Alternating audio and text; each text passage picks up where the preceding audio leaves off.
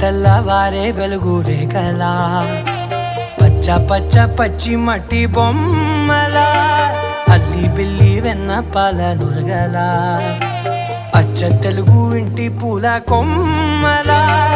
దేవదేవుడే పంపగా ఇలా దేవతే మా ఇంట అడుగే పెట్టెనంట బ్రహ్మ కళ్ళలో కాంతులే మా అమ్మలా మా కోసం మళ్ళీ లాలి పాడేనంట.